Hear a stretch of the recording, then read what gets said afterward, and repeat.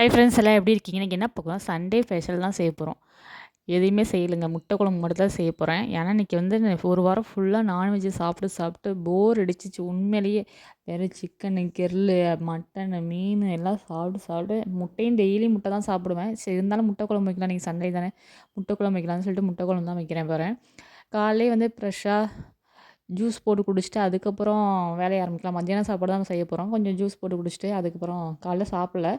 மதியானம் ஒன்றா செஞ்சுக்கலாம்னு சொல்லிட்டு மதியானம் வந்து முட்டை குழம்பு தான். கொஞ்சம் தெம்பா ஜூஸ் போட்டு குடிச்சிட்டு அதுக்கப்புறம் வேலைய ஆரம்பிக்கலாம்னு சொல்லிட்டு ஜூஸ் போட்டுட்ருக்கேன். இதெல்லாம் யார் வாங்கிட்டு வந்ததுன்னா பழங்கள்லாம் வீட்லேருந்து அண்ணன், தங்கச்சி எல்லாம் வந்திருந்தாங்களா, அவங்க தான் எல்லாம் வாங்கிட்டு வந்தது.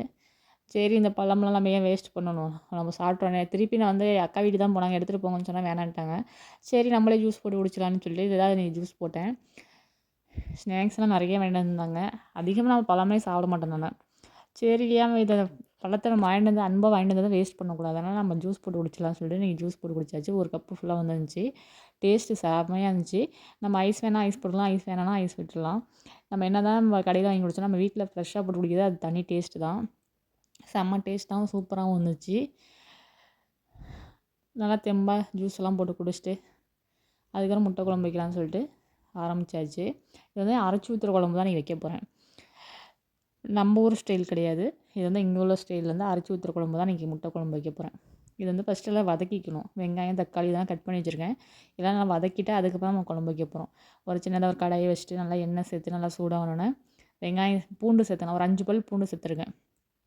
அது வந்து இஞ்சி சேர்க்கலாம். இஞ்சி ஃப்ளேவர் எனக்கு பிடிக்காது, அதனால் இஞ்சி சேர்க்காம பூண்டு மட்டும் ஒரு 5 பல் சேர்த்து நல்லா வதக்கிட்டு அதோட கலர் சேஞ்ச் ஆகிற வரைக்கும் நல்லா வதக்கிட்டு அதுக்கப்புறம் வெங்காயம் வந்து ஒரு வெங்காயம், பெரிய சைஸ் வெங்காயம், சின்ன வெங்காயம் சேர்க்கல, பெரிய வெங்காயம் தான் சேர்த்துருக்கேன்.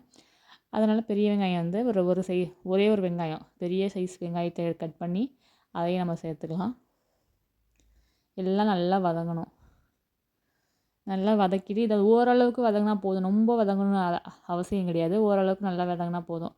அதனால் நல்லா வதக்கிட்டு வெங்காயம் நல்லா வதங்கிட்டு தக்காளி வந்து ஒரு தக்காளி கட் பண்ணி வச்சுருக்கேன், அதையும் சேர்த்துக்கலாம். அதையும் சேர்த்து நல்லா வதக்கிக்கலாம். அதான் சொல்லலைன்னா நல்லா வதக்க தேவையில்லை, ஒரு முக்கால் பதத்துக்கு வதங்கினா போதும் நம்மளுக்கு. நல்லா வதக்கிட்டு இது டேஸ்ட் நல்லா தான் இருக்கும். அவ்வளோதான் இது மட்டும் வைக்க மாட்டேன் நான்.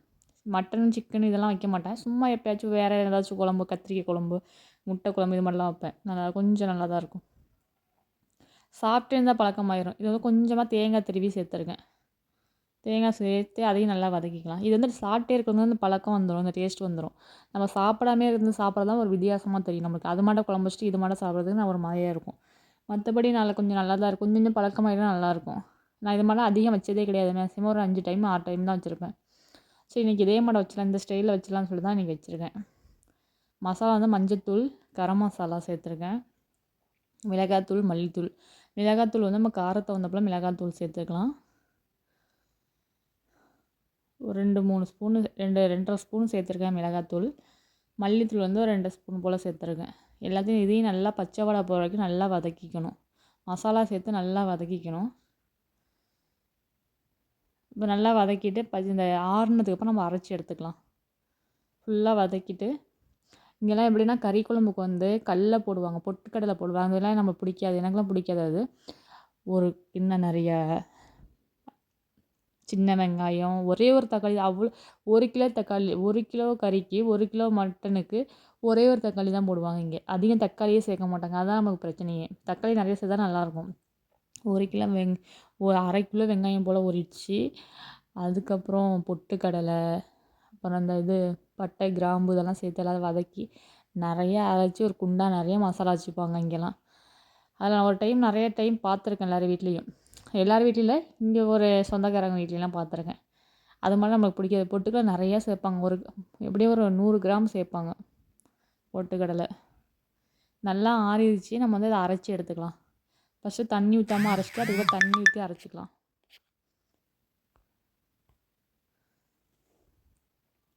நல்லா ஆறிடுச்சு. இப்போ தண்ணி ஊற்றாமல் நம்ம அரைச்சிட்டு அதுக்கப்புறம் நம்ம தண்ணி ஊற்றிக்கலாம். முட்டையை வந்து வேக வச்சு வச்சுருக்கேன், ஒரு 4 முட்டை வேக வச்சு வச்சுருக்கேன். முட்டையெல்லாம் நல்லா வெந்துருச்சு, தனியாக ஓரமாக வச்சேன். இப்போ வந்து இதை தாளிச்சிடலாம். இதெல்லாம் சும்மா தான் கிடக்கு. இதெல்லாம் வாங்கி வாங்கி சும்மா தான் திட்டு வாங்கிட்டே இருப்பேன். அதனால் இன்றைக்கி இதை வந்து யூஸ் பண்ணிடலான்னு சொல்லிட்டு தான் இன்றைக்கி யூஸ் பண்ணி இது புதுசு இல்லை. நான் ஏற்கனவே அந்த சாமிக்கெலாம் செய்யும்போது இதை யூஸ் பண்ணியிருக்கேன். சுண்டல் இது மாதிரிலாம் தாளிக்கும்போது. சரி இதே நிறைய பொருள் இருக்கிறனால சரி செஞ்சத்துலேயே செய்ய வேண்டாம். இது மாதிரி டிஃப்ரெண்ட்டாக வச்சு பாத்திரத்தில் செய்யலாம்னு சொல்லிட்டு இன்றைக்கி இதில் தான் செய்ய போகிறேன். எண்ணெய் ஊற்றி எண்ணெய் நல்லா சூடாகனா கடுகு தான் சேர்க்க போகிறேன் இன்றைக்கி. கடுகு ஒரு கொத்து கருவேப்பிலை. இது என்னென்னா நேற்று வந்து நாங்கள் மங்களமங்கலம் போயிருந்தோம். அப்போ வந்து சில்வர் பாத்திரத்தில் செய்யும்போது சிம்மில் வச்சு தான் செய்யணும். நேற்று ஒரு கடாய் ஒன்று வாங்கிட்டு வந்தோம் அங்கே போயிட்டு. அப்போ வந்து அவங்க வந்து சில்வர் பாத்திரம் செய்யணும், சிம்மில் வச்சு தான் செய்யணும், அதிக இதில் வச்சு செய்யக்கூடாது, ஏன்னா அது காந்தி போயிடும், ஒரு மாதிரியா அடி பிடிக்கிற மட்டும் ஆயிரும் அப்படின்னு அவங்க சொன்னாங்க. இதனால எனக்கு தெரியல, சில்வர் பாத்திரம் செய்யலாமா அப்படின்னா செய்யலாம், அது உங்களோட இதில் தான் இருக்குது அப்படின்னு சொன்னாங்க. நேற்று ஒரு கடாய் ஒன்று வாங்கியிருந்தோம். ஏன்னா ஒரு செக்கு தண்ணி குடிய செக்கு ஒன்று வாங்கியிருந்தோம். அது வந்து ரொம்ப நாளாக யூஸ் பண்ணவே இல்லை. வாங்கி 1 மாதம் ஆயிடுச்சு, யூஸ் பண்ணவே இல்லை. சரி இப்போ தங்கச்சி எல்லோரும் வந்திருக்காங்க, அதை எடுக்கலாம்னு சொல்லிட்டு தான் எடுத்தோம். எடுக்கும்போது அது ஓட்டையாக இருந்திருக்கு, தண்ணி ஒழுகிட்டே இருந்துச்சு. சரி அதை மாற்றுவாங்க, நல்லாவே பில்லெல்லாம் அப்படியே வச்சுருந்தேன். மாற்றுவாங்கன்னு தெரியல, சந்தேகத்தோட ஆனால் மாற்றிக்கிட்டாங்க. அப்புறம் வேறு புது கடாயை ஒன்று வாங்கினோம் பெருசாக. பிரியாணி இது மாதிரி செய்கிற மாட்டோம், ஒரு சின்னதாக ஒரு 1/2 கிலோ 1/4 கிலோ செய்யலாம் அந்த பிரியாணி. இது மட்டும் ஒரு கடாய் மட்டும் வாங்கியிருந்தோம். அது சில்வர் தான். அப்போ தான் அவங்க சொன்னாங்க அந்த அக்கா, இது மட்டும் அது செய்கிற இதில் தான் இருக்குது, சிம்மிலே வச்சு செய்யுங்க அப்படின்னு சொன்னாங்க. அது மட்டும் இன்ன வரைக்கும் நான் மங்களமங்கலம் போயிருக்கோம். ஆனால் நேம் ஓட்டி கொடுத்தது நிறைய நான் பார்த்ததே இல்லை. நிறைய பொருள் வாங்கியிருக்கோம், ஆனால் பேர் ஓட்டுனதே கிடையாது. நேற்று தான் புதுசாக அந்த பொருளை வந்து பேர் எழுதி வாங்கிட்டு வந்தோம், என்னோடய பேர் எழுதிட்டு வாங்கிட்டு வந்தோம். இத்தனை நாள் இருந்தால் எங்களுக்கு தெரியவே தெரியாது அப்படின்னு சொல்லி சொன்னோமா, கேட்டிருக்கான்ல அப்படின்னு அந்த அக்கா சொன்னாங்க. நான் கேட்கலக்கா அப்படின்னு சொல்லிட்டு அப்புறம் நேற்று பேர்லாம் எழுதி வாங்கிக்கிட்டு வந்தாச்சு. இது வந்து இந்த மசாலாலாம் சேர்த்து அரைச்ச மசாலா சேர்த்து நான் கொஞ்சம் நேரம் தண்ணி சேர்க்காமல் கொதிக்க வைக்கணும். அதுக்கப்புறம் நம்ம தண்ணி சேர்த்துக்கலாம். தண்ணி நமக்கு எவ்வளோ குழம்பு தேவையோ அந்தளவுக்கு குழம்பு சேர்த்துக்கலாம். நான் அதை வந்து கொஞ்சம் கெட்டியாக தான் வைக்கிறேன். மிக்ஸி இதிலேயே கொஞ்சம் நல்லா கழுவி ஊற்றிட்டு கொஞ்சமாக தண்ணி ஊற்றி நல்லா கொதிக்க வச்சுட்டு அவிச்ச முட்டையை 2ஆக கட் பண்ணி அப்படியே உள்ளே போட வேண்டியதுதான். டேஸ்ட் நல்லா தான் இருந்துச்சு, ஆனால் உப்பு மட்டும் பத்தாமல் இருந்துச்சு. நான் டேஸ்ட்டை பார்க்கும்போது உப்பு கரெக்டாக இருந்துச்சு, நான் சாப்பாட்டில் சாப்பிடும்போது உப்பு கம்மியாக இருந்துச்சு, அதுக்கப்புறம் நான் போட்டுக்கிட்டேன். நல்லா கிண்டி விடுங்க. இப்போ வந்து சிவா டெக்ஸ்டைலில் வந்து கிஃப்ட்டு கொடுக்குறாங்க, கிஃப்ட்டு வவுச்சர் இருக்குது.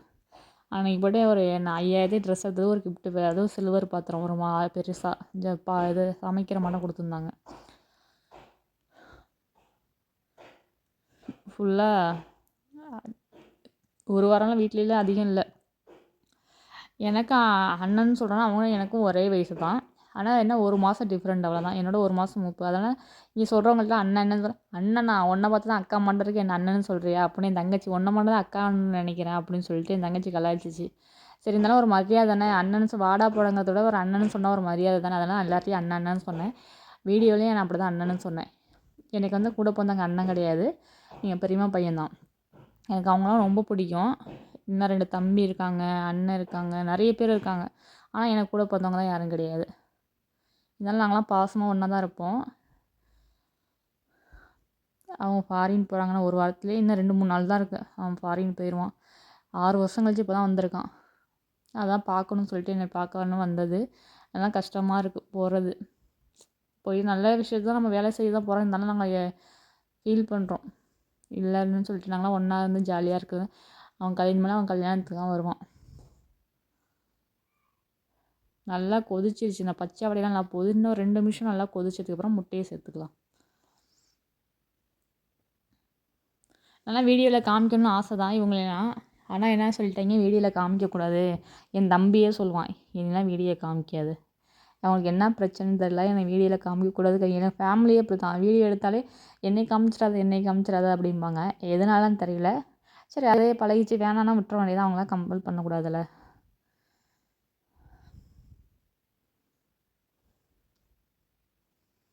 நல்லா கொதிச்சு வந்துச்சு பாருங்கள், சூப்பராக இருக்குது. இந்த டேஸ்ட்டும் நல்லா இருக்கும், சாப்பிட்டு பழகிட்டுனா டேஸ்ட் நல்லா தான் இருக்கும். இப்போ முட்டையை ஒத்தலாம் உள்ளே இறக்க வேண்டியதான். 2ஆக கட் பண்ணி வச்சுருக்கேன். இது என்ன ஒரு கொடுமைனா, அதை சரியாக வேக வைக்கல. வெந்துருச்சுன்னு நினச்சிட்டு அடுப்பை ஆஃப் பண்ணிட்டு அதுக்கப்புறம் உரிக்கும் போது வேகலை. சரி எப்படியா இருந்தாலும் குழம்புல தான் போனால் அதில் வெந்துக்கும்னு சொல்லிட்டு விட்டாச்சு. நல்லா ஒத்தலாம் உள்ளே இறக்கிட்டு ஒரு 2 நிமிஷம் நல்லா கொதிக்க விட்டு இறக்கி சூடாக சாப்பாடு போட்டு சாப்பிட்டா வேறு அளவு சூப்பராக இருந்துச்சு. நான் கொஞ்ச நேரம் பேசிகிட்டே இருந்தாலும் கொஞ்சம் மூச்சு விட கொஞ்சம் கஷ்டமாக இருக்கும், அவ்வளோதான்.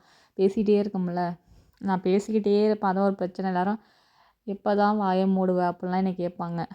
ஒரு ஆள் கிடச்சிட்டாங்கன்னா அவ்வளோதான், பேசிக்கிட்டே இருப்பேன் நானும். எனக்கு பேசுறதுதான் ரொம்ப பிடிக்கும்.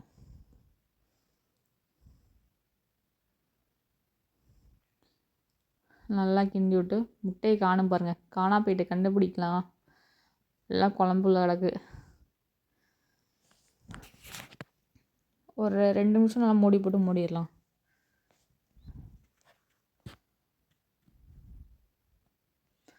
நேற்று மங்களமங்கலம் செம்ம கூட்டங்க.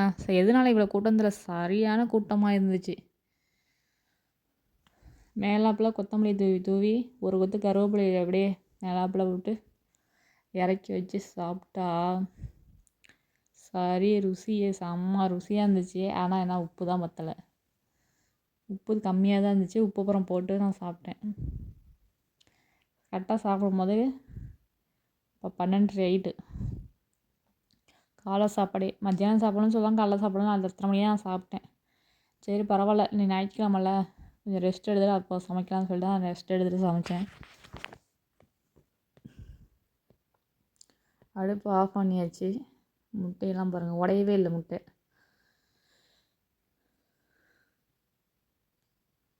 இப்போ சூடாக சாப்பாடு போட்டு சாப்பிட்டா சூப்பராக இருந்துச்சு. உண்மையிலேயே டேஸ்ட் நல்லா இருந்துச்சு. அதான் சொன்னால உப்பு மட்டும் தான் பத்தாமல் இருந்துச்சு, மற்றபடி டேஸ்ட் நல்லா தான் இருந்துச்சு.